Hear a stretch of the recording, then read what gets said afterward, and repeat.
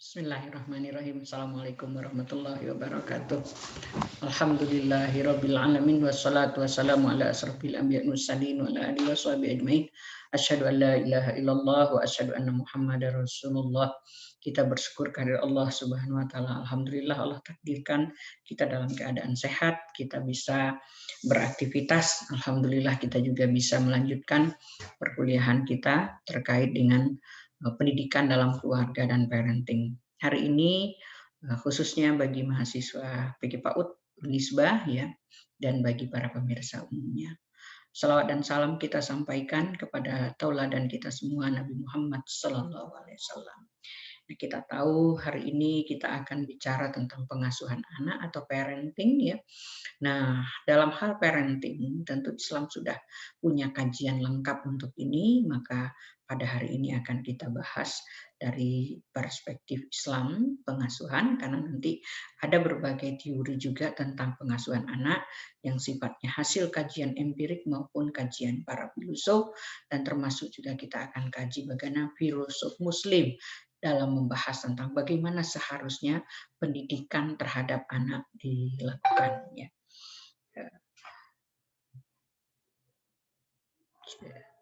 Kita akan share screen materi hari ini, yaitu bagaimana pengasuhan terhadap anak dalam pandangan Islam khususnya. Kita tahu sebelumnya kita sudah membicarakan tentang bagaimana keluarga terbentuk, bagaimana peran-peran dalam keluarga harus dijalankan, bagaimana hubungan, tanggung jawab, hak, dan masing-masing anggota keluarga, terutama tertuju kepada ayah dan ibu, mulai bagaimana mereka memilih pasangan sampai terbentuknya keluarga. Kemudian biasanya kalau keluarga sudah terbentuk, keluarga sangat menginginkan adanya keturunan sebagai salah satu yang akan memberikan kebahagiaan pada keluarga. Dan ketika sudah ada keturunan, nah ternyata Allah memberikan amanah kepada kita sebagai orang tua, nanti baik sebagai ayah maupun sebagai ibu. Nah, dalam hal ini kita akan lihat bagaimana seharusnya pengasuhan dilakukan. Tentu sudah banyak sekali kajian para ulama berdasarkan tafsir, berdasarkan hadis, dan kita mempunyai banyak sekali referensi untuk membahas bagaimana seharusnya mendidik anak. Nah, ini hanya akan menampilkan beberapa saja, terutama yang akan dikutip di sini adalah pandangan Abdullah Nasih Ulwan yang khusus bicara pendidikan anak dalam Islam, dan tentu banyak referensi lainnya ya tentang parenting yang bisa kita baca. Ketika kita bicara pola asuh Islami, berarti kita bicara apa? Bicara sebetulnya keseluruhan daripada sikap dan perlakuan orang tua. Ya, kalau kita bicara orang tua pasti ayah dan ibu terhadap anak yang masih kecil. Ya, bahkan kita bicara pola asuh itu bagaimana kita berinteraksi dengan anak, bagaimana kita mendidik, bagaimana kita membina, bagaimana kita membiasakan, dan bagaimana kita membimbing anak secara optimal sesuai tentu dengan tuntunan Al-Quran dan hadis. Nah, nanti ujungnya apakah keluarga itu Islami atau tidak akan sangat tergantung daripada lifestyle yang dibangun. Jadi apakah setiap interaksi itu nanti ada internalisasi nilai-nilai Islam di dalamnya? Apakah hadir perintah-perintah Allah di dalamnya? Apakah hadir contoh-contoh yang dikemukakan oleh Rasulullah dalam hal mendidik anak? Ya, kita tahu persis bahwa peran daripada lingkungan, khususnya orang tua, itu sangat penting.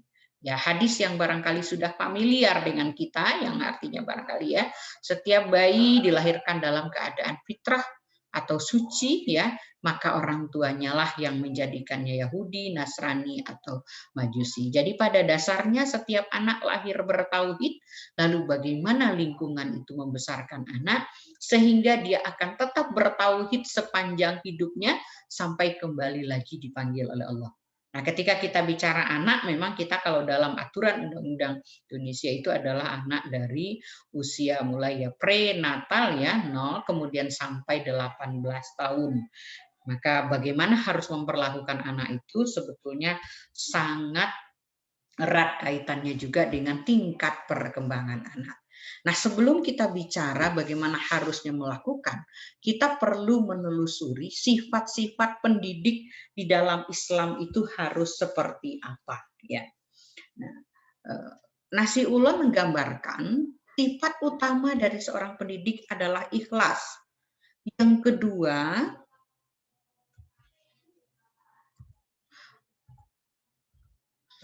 ini yang keduanya tertulisnya di belakang ya. Yang kedua adalah harus bertakwa. Kemudian ya bagaimana kita menciptakan insan-insan yang bertakwa kalau pendidiknya tidak bertakwa. Kemudian pendidik itu harus memiliki ilmu. Kemudian sisi lain, syarat yang cukup terkait dengan aspek emosional adalah penyabar.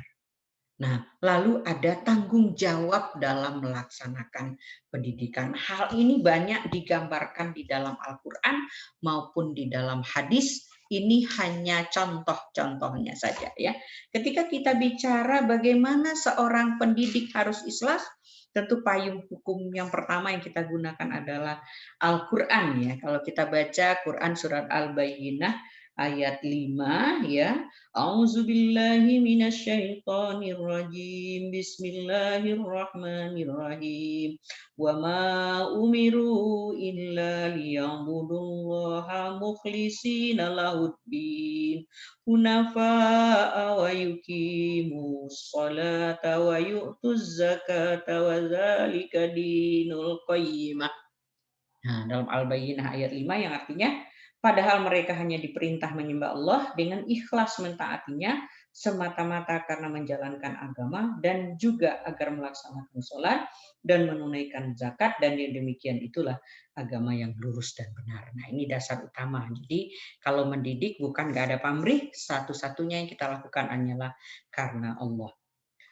Kemudian takwa ya, ada banyak sekali ayat dalam Al-Qur'an tentu yang membicarakan tentang takwa ya, di antaranya ya kalau kita baca Quran surat Ali Imran ayat 102, A'udzubillahi minasyaitonirrajim. Bismillahirrahmanirrahim.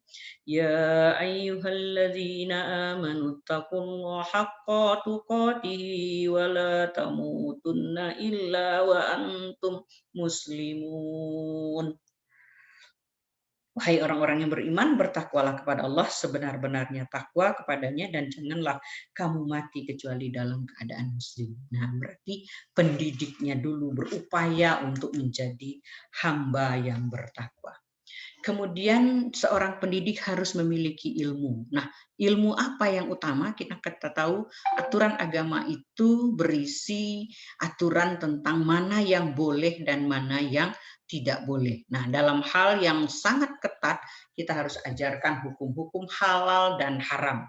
Jadi jangan sampai anak tidak bisa membedakan mana yang halal dan haram ketika dia sudah pada masa balik. Nah, ini tentu sedikit demi sedikit kita ajarkan mulai dari usia dini. Kemudian juga terkait ilmu ini prinsip-prinsip etika dalam Islam ya. Kemudian kalau terkaitan dengan takwa ya, manusia paling mulia adalah yang paling bertakwa. Maaf ini banyak tipunya. Kemudian kalau kita lihat ikhlas, hadis Rasulullah, amal perbuatan itu akan tergantung niatnya, dan sesungguhnya setiap orang itu tergantung niatnya. Maka kalau hanya karena Allah, berarti dia akan bersih dari ria, dari dipuji dan sebagainya. Kemudian ilmu yang cukup penting juga adalah prinsip-prinsip dalam etika Islam. Karena ketika ada yang halal, ada yang haram, kemudian ada bagaimana kita berperilaku, bersikap, itu hampir seluruh aktivitas kita ada tatanannya di dalam Islam. Nah, seorang pendidik harus menguasai ilmu ini. Kemudian yang berikutnya bicara tentang penyabar ya. Jadi seorang pendidik memang syarat utamanya, karena mendidik itu seperti sebuah perjuangan ya, karena dia penuh dengan berbagai tantangan, maka seorang pendidik yang paling utama itu adalah sabar. Karena seringkali anak nanti berperilaku tidak sesuai dengan yang kita harapkan. Maka di situ disyaratkan seorang pendidik akan baik kalau dia bersabar ya. Kalau kita baca Quran surat Ali Imran ayat 134, Ya, auzubillahi minasyaitonirrajim. Bismillahirrahmanirrahim. Alladzina yunfikuna fis sarra'i wad dharra'i wal kazimina al ghaiza wal 'afina 'anil nas wallahu yuhibbul muhsinin. Shadaqallahul azim. Nah, orang-orang yang berinfak, ya, baik di waktu lapang maupun sempit, dan orang-orang yang menahan amarahnya dan memaafkan kesalahan orang lain, dan Allah mencintai orang yang berbuat kebaikan. Itu diantaranya perintah agar kita bersabar dalam menghadapi berbagai situasi yang kita hadapi dalam hidup. Kemudian ada juga yang kita lihat di dalam Quran surat Al-A'raf ayat 199, Quran surat surah ayat 43. Kemudian dalam hadis Rasulullah SAW bersabda, sesungguhnya Allah Maha Lembut mencintai kelemah lembutan. Jadi Allah sangat suka dengan orang-orang yang penyabar. Kemudian kalau kita lihat di dalam soal tanggung jawab, nah ini kalau kita lihat ya, ada Quran surat Thaha ayat 132, ada surat At-Tahrim ayat 106, kemudian ada dalam Quran surat An-Nahl ayat 93.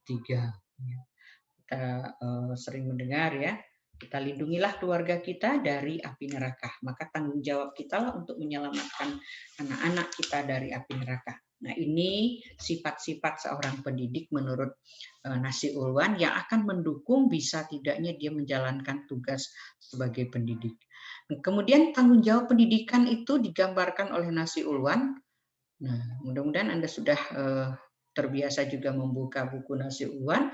Ada berbagai pendidikan yang harus diberikan oleh orang tua. Yang pertama, pendidikan iman, yaitu bagaimana kita membuka kehidupan anak dengan kalimat la ilaha illallah. Kita tahu anak yang lahir diazankan, diikomahkan.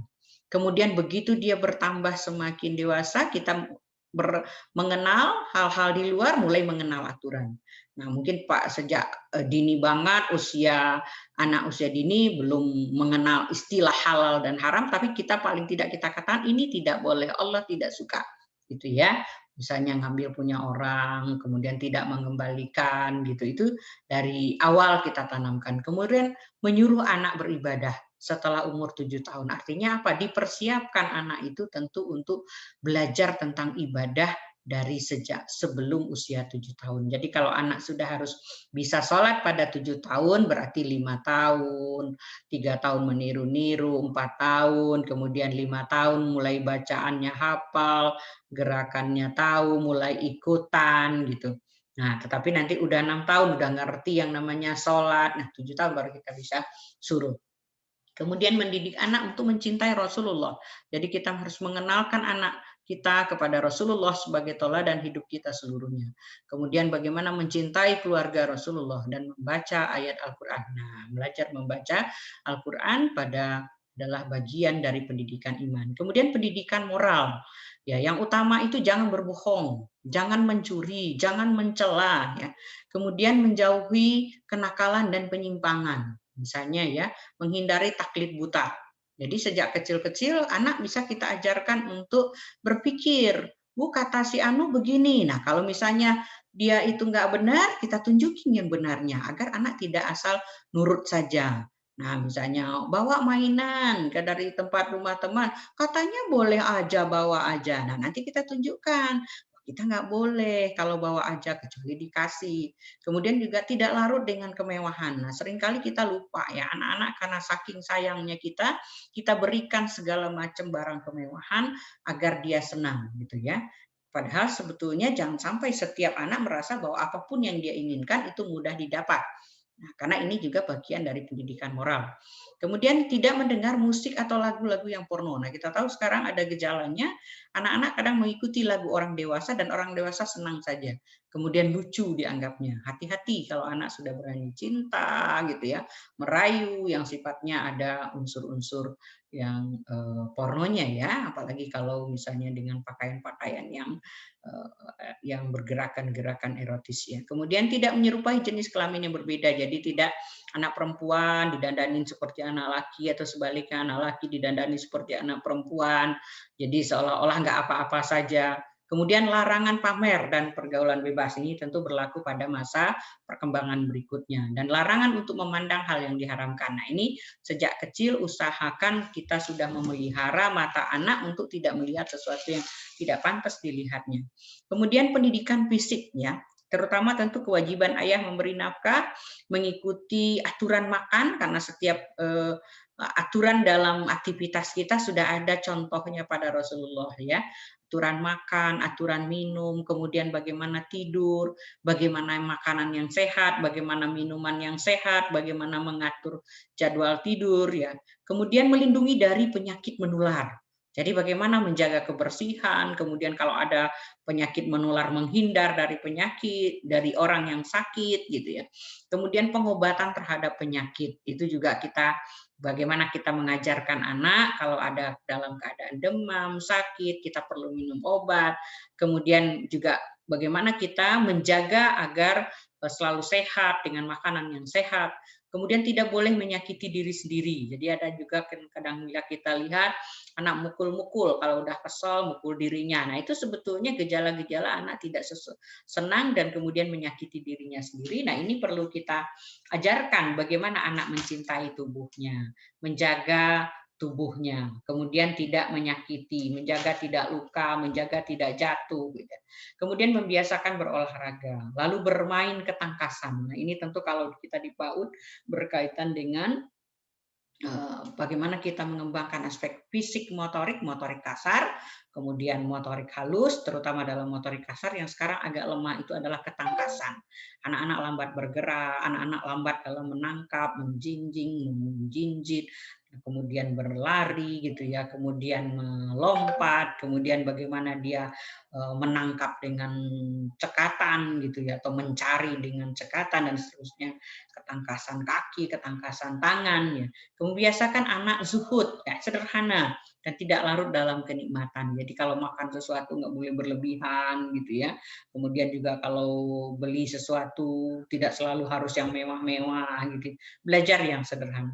Kemudian membiasakan anak bersikap tegas dan jauh dari pengangguran. Ini terutama pada masa anak pada mendekati masa balik ya, itu dia harus belajar mana yang boleh, mana yang tidak, kemudian dia akan menolak mana yang tidak boleh itu sehingga dirinya itu kuat. Kemudian menjaga diri agar tidak menyimpang dari kenakalan. Ini pendidikan fisik ya. Kemudian Nasi Ulan bicara perlu adanya pendidikan rasio atau akal.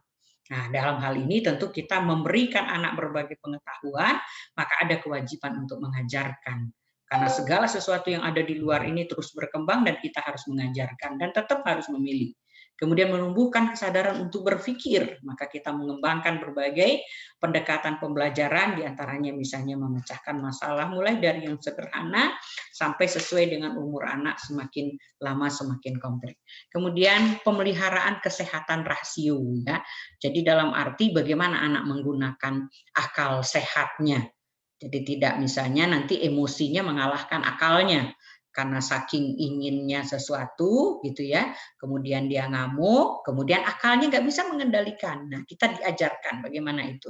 Kemudian ada pendidikan kejiwaan. Nah, ini terutama menumbuhkan karakter-karakter yang membuat anak itu kuat ya.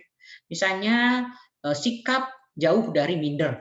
Pokoknya apa-apa anak takut, kemudian apa-apa anak malu, anak tidak ingin menunjukkan kemampuannya, kemudian merasa bahwa anak lain hebat, dia tidak bisa. Kemudian juga jaga hati anak ya, jangan hasut. Jangan dengki, kalau ada punya temannya ada sesuatu, dia tidak sampai merasa bahwa dia juga harus memiliki. Kemudian gampang marah. Nah, ini pendidikan-pendidikan yang harus diberikan oleh orang tua. Kemudian pendidikan sosial, yaitu penanaman prinsip dasar kejiwaan yang mulia ya. Misalnya berkaitan dengan hak orang lain, terutama orang tua untuk dihormati, untuk disayang, orang tua untuk dibantu, kemudian sanak saudara ya.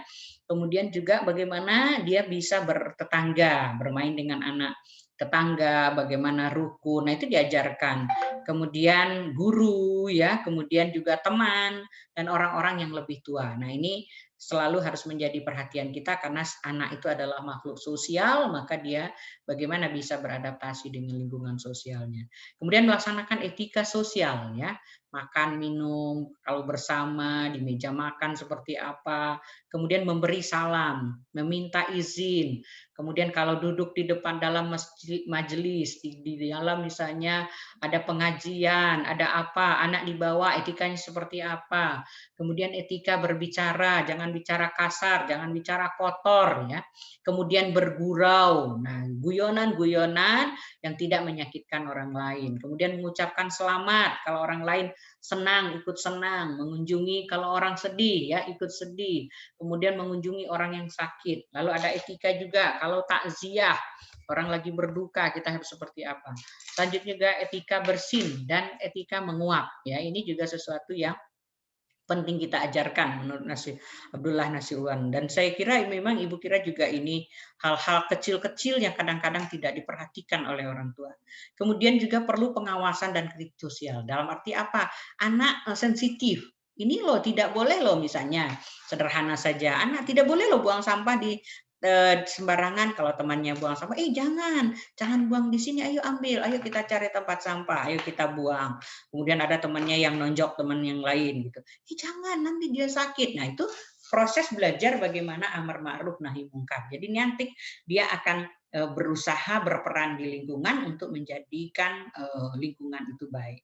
Kemudian yang cukup penting juga menurut Nasiruan adalah pendidikan seks ya.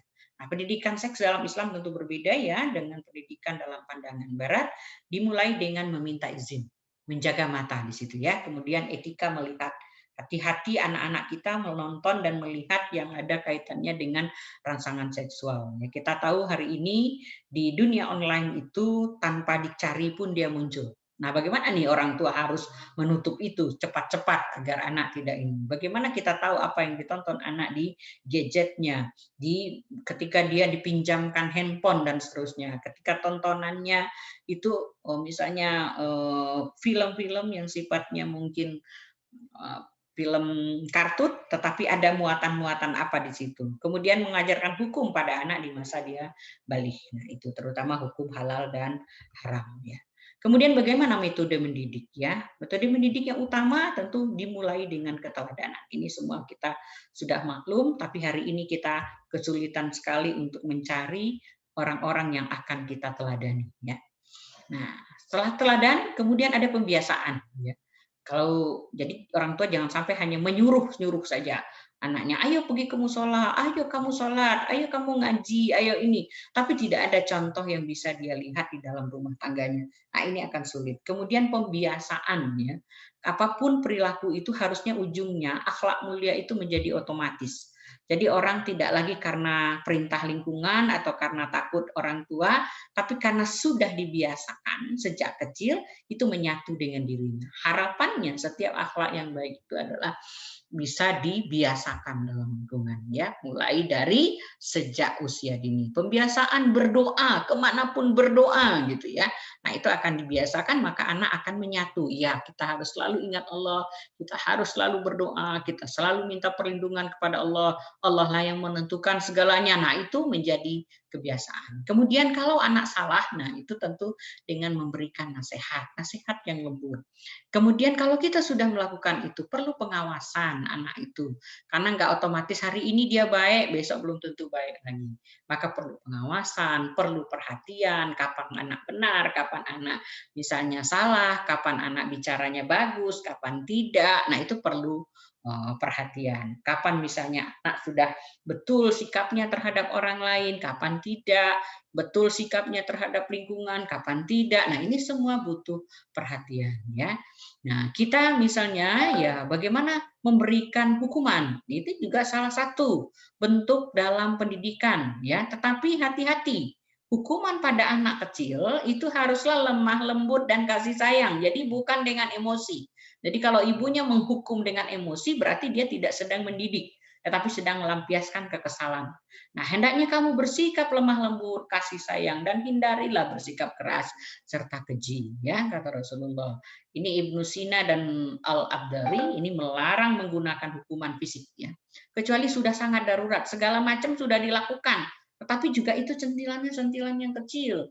Kita sudah peringatkan, kita coba sedikit ancaman, awas loh kalau masih mukul lagi gitu kan. Sudah ini kemudian kita masih tetap juga dilakukan. Nah, ini kita mulai lagi misalnya siapa sih yang ditakuti oleh anak? Kadang-kadang ada anak itu takut dengan gurunya. Kemudian orang tuanya bilang, awas loh, nanti kalau disampaikan ke bu guru loh, bu guru nggak suka, bu guru nggak sayang. Nah itu bagian-bagian dari pendekatan. Jadi benar-benar ini harus disesuaikan dengan usia anak. Tapi bukan berarti tanpa hukuman sama sekali. Karena hukuman itu ada bermacam-macam. Ada hukuman yang sifatnya psikologis, sekedar menarik hal-hal yang tidak disukai oleh anak, lalu kita berikan. Misalnya, atau yang anak sukai lalu kita tarik, itu juga bisa. Dengan menunda misalnya keinginan untuk memenuhi kebutuhan anak, itu juga salah satu untuk hukuman kalau anak. Tapi nanti ada hukuman-hukuman yang begitu anak berkembang harus diperkenalkan dengan tegas juga, yaitu sesuai dengan syariat ya. Bagaimana hukumnya kalau orang murtad? Nah, itu pada remaja ya, keluar dari agama Islam. Kemudian bagaimana hukumnya kalau orang mencuri misalnya dengan dipotong? Bagaimana kalau orang melakukan membunuh orang lain, menuduh orang berzina? Kemudian bagaimana kalau melakukan zina? Bagaimana kalau orang membuat kerusakan di muka bumi? Bagaimana kalau orang meminum yang khamar ya? Ini harus diperkenalkan sebelum anak memasuki usia balik, agar dia pada masa balik dia sudah punya ketetapan, atau pada masa anak masuk usia balik sudah diberitahu hukum-hukum. Nah ini karena kita bicara anak adalah sepanjang usia ya 0 sampai 18 kalau di dalam aturan Undang-Undang Indonesia. Kemudian Ibu kasih contoh ya, bagaimana sih kita menyiapkan generasi yang tanpa korupsi. Kita tahu negara kita ini salah satunya sekarang negara yang paling disusahkan dengan korupsi, dan sebagian besar kekayaan kita itu habis di korupsi sehingga Indonesia sulit sekali maju ya. Maka kita harus menanamkan nilai-nilai integritas sejak usia dini ya. Nah, nilai integritas itu pada dasarnya intinya adalah mengajarkan kejujuran. Setelah jujur, mengajarkan tanggung jawab. Kemudian mengajarkan disiplin. Orang udah tahu aturan tanggung jawabnya, tetapi belum tentu dia disiplin gitu ya. Kemudian bagaimana mengajarkan sikap? Sikap apa yang sangat penting? Nah, sejalan tadi dengan yang sudah diajarkan oleh Nasir Uwan, berani, peduli, adil ya. Kemudian juga bagaimana kita menanamkan etos kerja. Nah, jangan pantang menyerah. Nah, orang yang minder, orang yang lemah, pantang menyerah itu nggak mau kerja keras. Kemudian juga bagaimana sederhana, tidak berlebihan, tidak bermewah-mewahan, lalu mandiri. Nah ini cukup penting ya, kita tanamkan sejak usia dini. Jadi karakteristik kalau kita lihat ya, yang 9 karakter ini, nah yang pertama jujur adalah sikap atau perilaku mencerminkan kesatuan antara pengetahuan, perkataan, dan perbuatan. Ini hafalnya mudah. Tetapi mewujudkannya, bagaimana menjadi perilaku sehari-hari, ini sangat sulit. Kemudian yang kedua tanggung jawab ya, sikap dalam melaksanakan tugas dan kewajiban. Jadi kalau anak kan ada tugasnya kecil-kecil sih, misalnya cuman ngumpulin sampah gitu ya.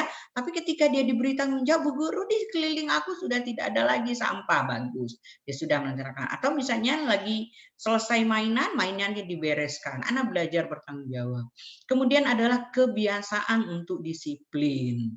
Disiplin mandi, gosok gigi, disiplin pakai baju yang bersih, disiplin untuk makan yang tertib, dan seterusnya ya untuk anak usia dini.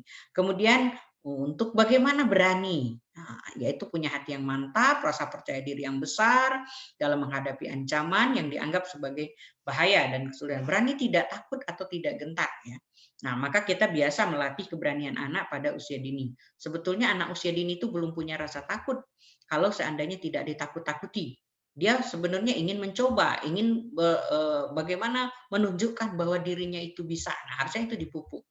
Kemudian adil, ya, tidak berat sebelah, tidak memihak pada salah satu. Jadi kalau bu guru atau orang tua, tidak ada anak itu yang diperlakukan tidak adil. Semua anak, apapun kondisi anak, dia mesti dihargai sebagai makhluk hidup yang punya hak, punya kesempatan, punya peluang untuk maju sama dengan yang lainnya. Meskipun ada anak-anak difabel sekalipun, ya itu adil.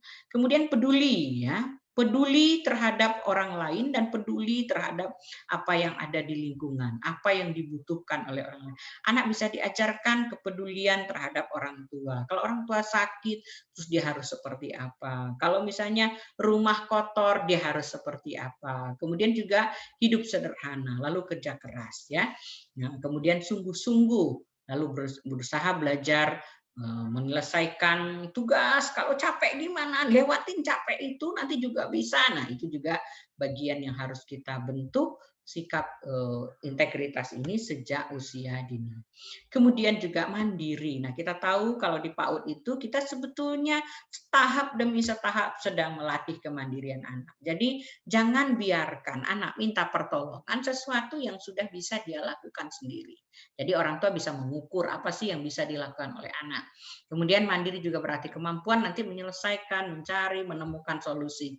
Nah, kalau masalah anak tentu akan berbeda dengan masalah anak SD, anak SMP, anak usia dini. Dia punya masalahnya sendiri dan kita lihat batas kemampuan dia. Nah, kapan sih sebetulnya dia membutuhkan bantuan, kapan sebetulnya tidak perlu. Nah, kita tahu tadi kita bicara pendidikan integritas ini tentu perlu membangun keluarga itu melalui lifestyle. Jadi bagaimana nilai-nilai itu tumbuh, itu menyatu dengan keseluruhan proses parenting ya, atau pola interaksi, sikap, perilaku, bagaimana orang tua dalam menghadapi anaknya. Akan sangat sulit jika pada saat ini orang tua sibuk, orang tua tidak peduli, orang tua tidak tahu bagaimana perkembangan anaknya, bagaimana bisa kita berharap munculnya pribadi-pribadi yang berintegritas ya. Nah, ini jadi seperti yang disampaikan oleh Nasi Ulwan, apapun bentuknya, kejujuran orang tua harus jadi panutan. Orang tua kalau misalnya sedikit saja berbohong pada anak, dibohongi itu sudah tanpa sadar sedang mengajarkan kebohongan. Ayo jangan bilang ya ibu ada, ayo nanti ibu kasih tapi kemudian tidak dikasih ya. Kemudian pembiasaan bersikap jujur, pembiasaan biarkan anak bercerita apa adanya. Jangan ditakut-takuti dia. Kalau misalnya anak mecahin piring lalu ibunya marah. Nah, ini sedang kita ajarkan anak supaya takut kalau ada kesalahan tidak mau mengakui gitu ya. Tapi kalau misalnya ibu terima dulu, oke, itu sama siapa pecah? Ibu sama aku. Oh iya sayang, pecah ya. Tadi megangnya gimana? Gitu kan? Gak apa-apa, ibu maafkan. Nah nanti caranya begini, nggak diajarkan. Nah di situ ada proses bagaimana memahami kemampuan anak, bagaimana tidak menuntut anak untuk menutupi kesalahannya sehingga dia akan belajar bagaimana harusnya terbuka, mengakui kesalahan, kemudian otomatis dia dengan sendirinya akan belajar tentang kejujuran melalui cerita ya, kemudian juga melalui bermain gitu kita bisa lakukan. Nah, kita sedang melatih kejujuran, membangun keterbukaan, keakraban, kemudian fungsi hati itu bagaimana supaya yakin. Nah, kita perkenalkan ada malaikat yang namanya Raqib dan Atid yang selalu mencatat perbuatan kita. Nah, kemudian bagaimana yang baik-baik dicatat oleh malaikat Raqib, nanti bagaimana yang buruk dicatat juga. Nanti kita akan menghadap kepada Yang Maha Kuasa. Jadi orang tua sebagai panutan, pembiasaan, kemudian nasihat ya. Nah, kita ya bagaimana Rasulullah sudah mengajarkan untuk memperingatkan pendidik tidak berdusta di hadapan anak-anak. Meski hal itu ya, yang berkaitan dengan hal-hal yang sifatnya gurauan agar kita tidak dicatat oleh Allah Subhanahu wa taala sebagai pendusta. Nah, ini contoh-contoh bagaimana seharusnya kita membentuk sikap anak, bagaimana orang tua harus bersikap di dalam proses pendidikan. Tentang bohong ada riset tentang bagaimana jangan juga sembarangan kita menuduh anak bohong karena ada pada proses perkembangannya anak itu sebenarnya bukan berbohong tapi sedang berimajinasi. Nah, di situ diperlukan pemahaman orang tua ya.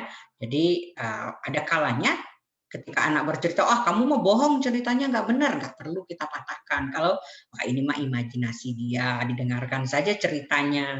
Kalau misalnya dia pergi ke pantai, lalu sebetulnya dia nggak makan di tempat yang bagus, mewah, segala ada, Nah, padahal sebenarnya dia makan di tempat yang sederhana, tapi dia bercerita begitu, ya bagus ya, nanti suatu saat kita akan pergi ke sana dengan cepat yang begitu. Nah, kita menyalurkan juga imajinasi ya. Ini ada hasil riset tentang bagaimana berbohong, kemudian melatih keterampilan sosial pada anak ya. Nah, ujungnya kalau dalam pandangan ilmuwan seringkali seolah-olah kita melatih hanya kemampuan intelektual, sedangkan dalam Islam yang kita latih itu adalah berfungsinya hati nurani, kemudian spiritual, bagaimana kehangatan diciptakan dalam membentuk pribadi yang jujur ya. Nah, ini contoh tadi bagaimana anak memutarbalikkan kadang-kadang antara imajinasi, jadi tidak perlu dimarahi kalau anak sedang berimajinasi. Kemudian sangat terkait ya pembentukan pribadi berintegritas itu dengan tanggung jawab orang tua dalam pendidikan moral. Landasan utamanya tentu adalah iman kepada Allah, takut, ingat, meminta pertolongan dan berserah diri hanya kepada Allah ya. Nah, bagaimana dilakukan di rumah? Kita bisa membuat jadwal belajar, mengerjakan tugas secara bertahap, mengajarkan anak tanggung jawab, mulai yang kecil-kecil, melatih anak untuk fokus, untuk ketika dia kesulitan konsentrasi, beri waktu, memfasilitasi agar anak misalnya belajar dengan tenang dan seterusnya ya. Nah, ini contoh-contoh bagaimana kita menumbuhkan tanggung jawab sejak usia dini, kemudian juga bagaimana menanamkan hidup yang sederhana, peduli pada lingkungan. Barangkali itu saja yang bisa kita bahas pada pertemuan ini. Terima kasih atas perhatiannya, yang benar datang dari Allah. Kalau ada yang salah, mudah-mudahan Allah ampuni. Wabillahi taufiq wal hidayah. Assalamualaikum warahmatullahi wabarakatuh.